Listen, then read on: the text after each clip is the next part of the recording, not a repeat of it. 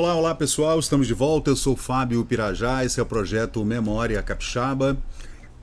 Hoje, trazendo aqui para vocês, a gente grava vários vídeos, tá, gente?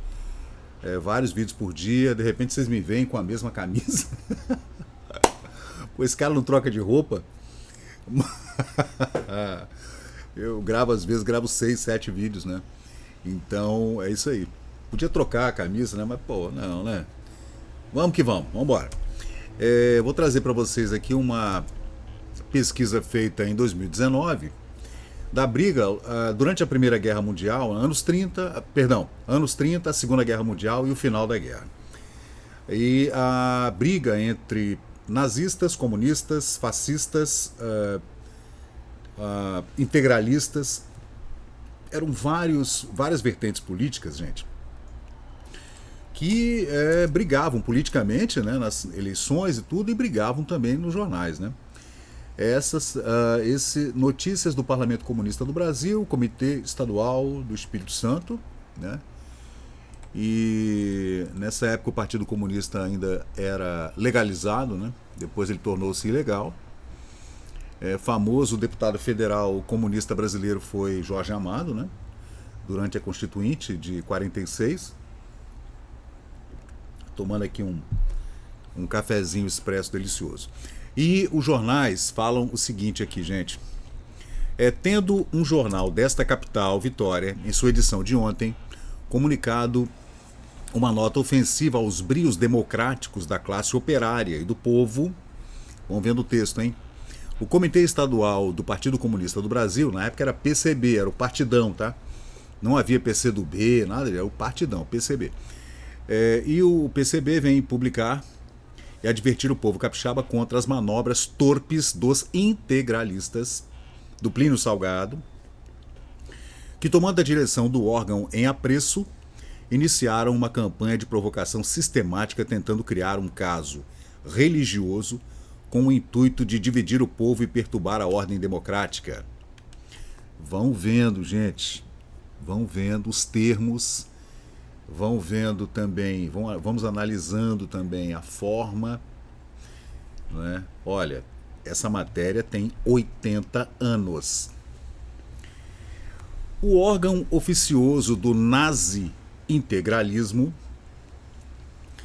tem um passado bastante conhecido por nós. Defendeu abertamente a agressão nazi-fascista, que era a Alemanha de Hitler e a Itália de Mussolini, né, e o Japão também, né, do imperador Hirohito.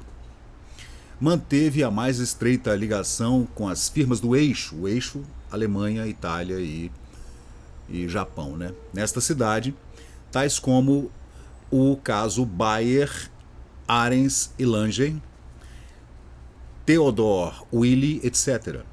Foi o período em que os alemães sofreram ataques aqui em Vitória, gente. Depois que a guerra acabou, o comércio alemão, as famílias alemãs sofreram bastante aqui em Vitória. Houve depredação, briga na rua, tiroteio, porrada, etc., né?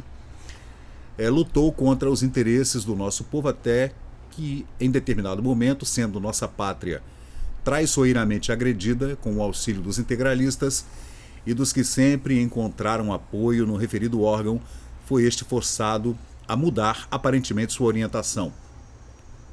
Recentemente, aquele jornal verde, que era a cor, né, do integralismo, era o verde, né? Estimulado pela tentativa de rearticulação do integralismo e obedecendo à diretiva traçada pelo covarde e traidor Plínio Salgado, reiniciou sua antiga campanha contra a vontade e os interesses mais justos do nosso povo. E segue aqui, né? Aí está o jornal, gente, olha. Vamos seguir. Hoje, como ontem, adotam o mesmo slogan: religião, pátria e família. Esse era o slogan do integralismo, do Partido Integralista. Como se pudessem fazer a defesa da religião os asseclas de Hitler. O integralismo nunca foi hitleriano, né, gente? Mas assassinos de milhões de crentes, destruidores de milhares de templos, né? Se arvoram defensores da pátria, eles que traíram miseravelmente o Brasil fazendo espionagem, denunciando a entrada e saída de nossos desarmados navios, ou ainda pregadores da união da Sagrada Família, os que foram cúmplices do assassínio de centenas de crianças, mães, esposas e filhas brasileiras, vítimas dos torpedeamentos praticados pelos sicários hitleristas contra a nossa marinha mercante. Aí segue aqui o Partido Estadual, o Comitê Estadual do Partido Comunista Brasileiro, né? PCB, o Partidão. Todo o povo sabe a oposição dos comunistas frente a diversas crenças religiosas. Bom, admitiu, né? Somos defensores da mais ampla liberdade de religião, pois as fileiras do nosso glorioso partido abrigam centenas de homens de todas as crenças e credos. E a liberdade religiosa é um dos direitos primários adotados pelo homem. O órgão Quinta Colunista, em sua nota insidiosa, falando do jornal integralista, né, que era impresso aqui também, pretende negar aos trabalhadores, né, o direito de, por intermédio do seu partido, utilizar dos meios de difusão e propaganda, o rádio, os jornais, revistas, etc. Né? Insinua o jornal integralista processos violentos, supondo naturalmente que as condições de hoje são idênticas às do que Plínio Salgado, o renegado, ameaçava punir implacavelmente os democratas que combatiam seu execrável credo de verde pátria. Né, estão dizendo aqui que eles, comunistas, na época, em 1945, depois da Segunda Guerra Mundial, eram democratas. Né? O Comitê Estadual do Partido Comunista denuncia, desse modo, mais essa manobra dos integralistas e a tentativa de rearticulação verde que se processa por meio de camuflagem, encapuzados em defensores da religião, da pátria e da família. Quem escreveu isso aqui foi o secretário-geral do Comitê Estadual do Partido Comunista Brasileiro, PCB, Partido Comunista do Brasil, Clementino Dalmácio Santiago, né, nos jornais comunistas da época, né, gente? Olha só. Olha só. E, assim, tomaram um lado, né, de defender os comerciantes empresários alemães aqui em Vitória no final da Segunda Guerra Mundial, né? E era uma briga explícita nos jornais, que, aliás, nessa época havia uma certa liberdade, né, para se falar nos jornais, né? Depois o partido foi banido, e ficou banido durante muitos anos, né, até a redemocratização no início dos anos 80. Né? E hoje a gente está vivendo isso aí. Mas você vê que o discurso, gente, era sempre o mesmo, né? Era um discurso de defesa da democracia, né? Sem ainda saber dos desmandos de Stalin, né, durante a guerra e depois da guerra, né?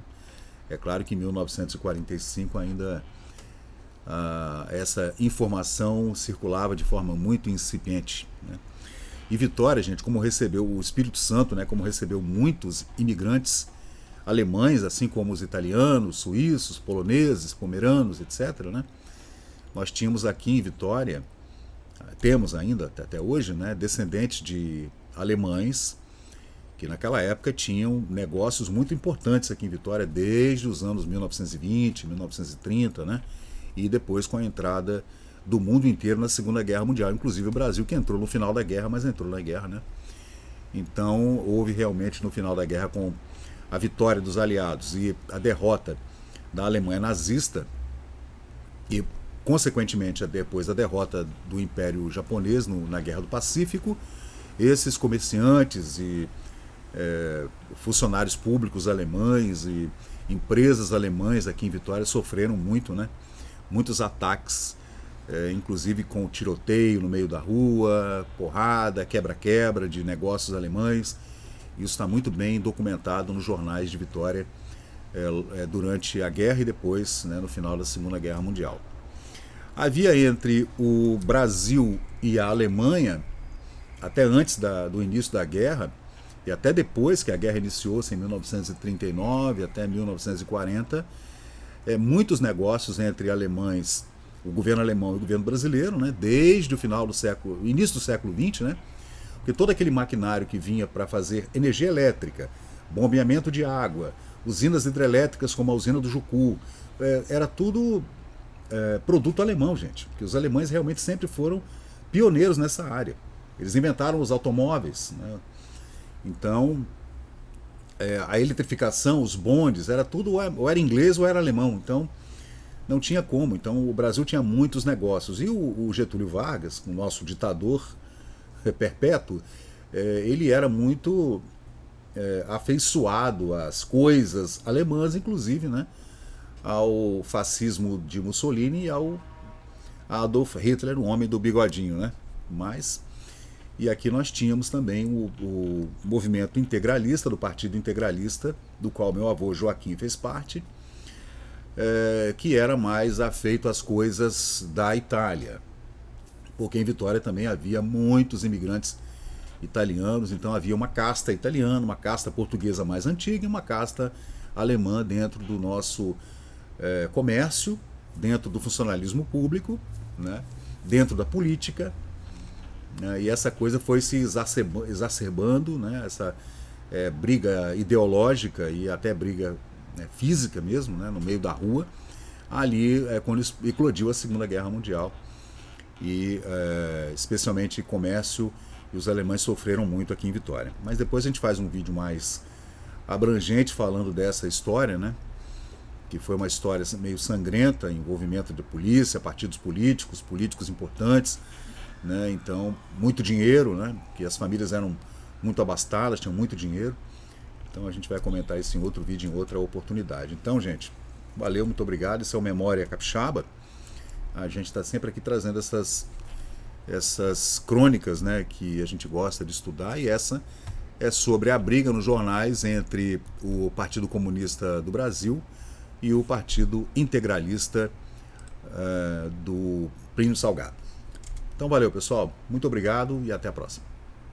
E chegamos ao final de mais um vídeo aqui do Memória Capixaba. E se você curtiu o conteúdo, por favor, deixe seu like, compartilhe aqui o nosso canal e inscreva-se para mais novidades. Até a próxima e muito obrigado por participar aqui do Memória Capixaba.